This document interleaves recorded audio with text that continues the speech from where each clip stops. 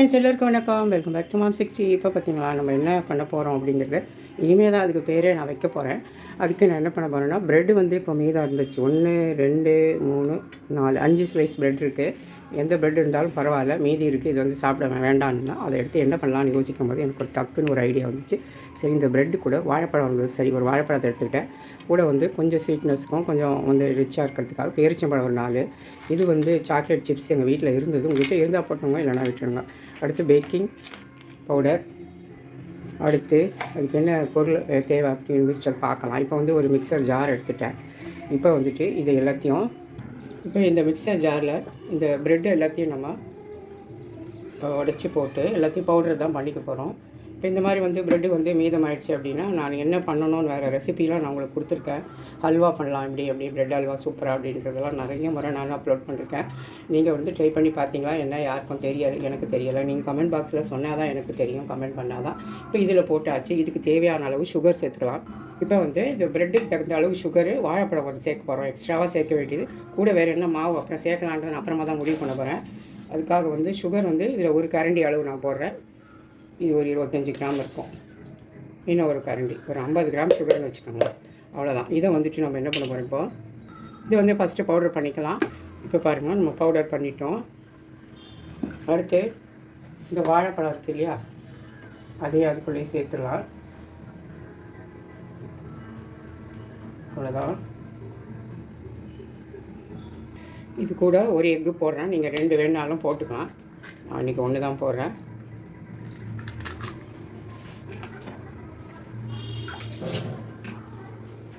இப்போ இதை வந்து அடிச்சிட்டு வந்துடலாம்.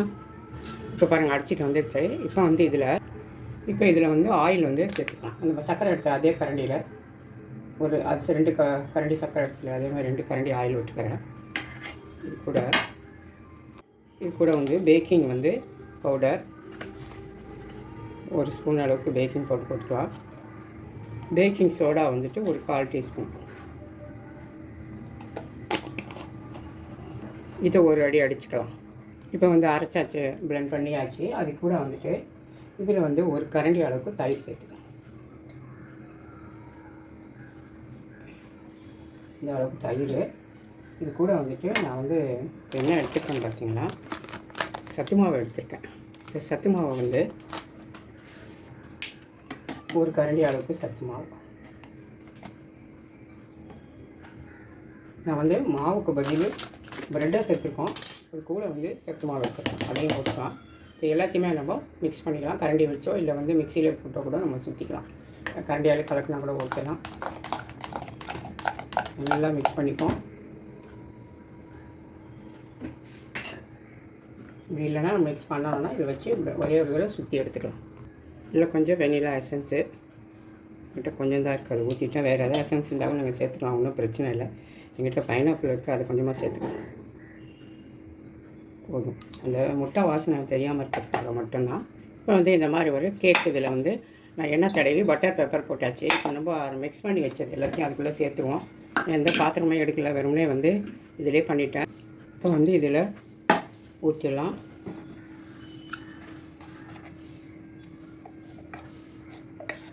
மொத்தமாக என்னன்னு தெரியல, ஊற்றியாச்சு. பொங்கி வந்துட்டாலும் வந்துடலாம்.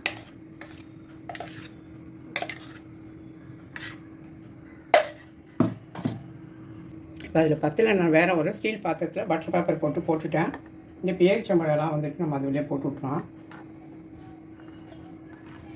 போட்டுட்டேன்.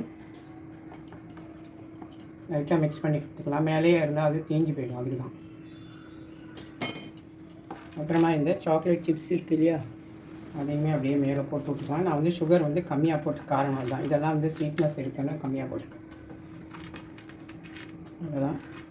இப்போ அப்படியே வந்து ஓடிஜியை ஒரு 10 நிமிஷம் ப்ரீ ஹீட் பண்ணிவிட்டு நம்ம உள்ளே வச்சிட வேண்டியது தான். இப்போ உள்ளே வச்சிடலாம். இப்போ இதை எடுத்து உள்ளுக்கு வச்சிடலாம். இங்கே ஓடிஜி வந்து சூடாகிட்டுருக்கு. செல் உள்ளே எடுத்து பார்க்கணும். அதுக்குள்ளே வச்சுட்டு இதுக்கு மேலேயுமே ஒரு தட்டையும் மூடிட்டேன். இப்போ அப்படியே இருக்கட்டும். ஒரு 40 மினிட்ஸ் ஆகும், எப்படியும் 30 to 40 மினிட்ஸ் நம்ம பார்க்கலாம்.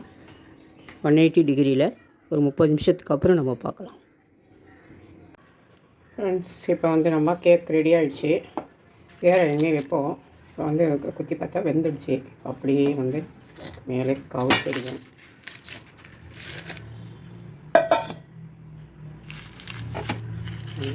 தரை எடுத்துட்டு இன்னும்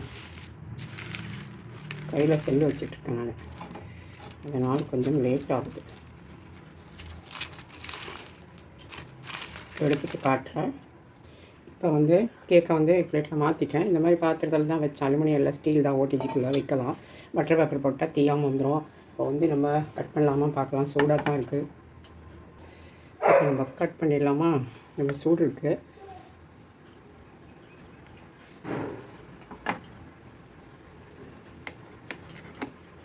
ஹெல்தியான கேக்கு தான். மீதமான ப்ரெட்டு அண்டு சத்து மாவு வச்சு கேக் பண்ணிருக்கோம். ரொம்ப சூப்பராக இருக்கும். நம்ம வந்து குழந்தைங்களுக்கு கூட கொடுக்கலாம். ரொம்பவே நல்லாயிருக்கும். நீங்களும் இதே மாதிரி ட்ரை பண்ணி பாருங்கள். ப்ரெட்டு சத்து மாவு கேக்குன்னு பேர் வைக்கலாம்னு நினைக்கிறேன். நீங்கள் என்ன பேர் வைக்கலாம்னு நினைக்கிறீங்கன்றது கமெண்ட் பாக்ஸில் சொல்லுங்கள். சூடாக இருக்கிறது தான் கட் பண்ண முடியல. இந்த பேரிச்சம்பழம்லாம் நடுவில் தடுக்கிறாங்க.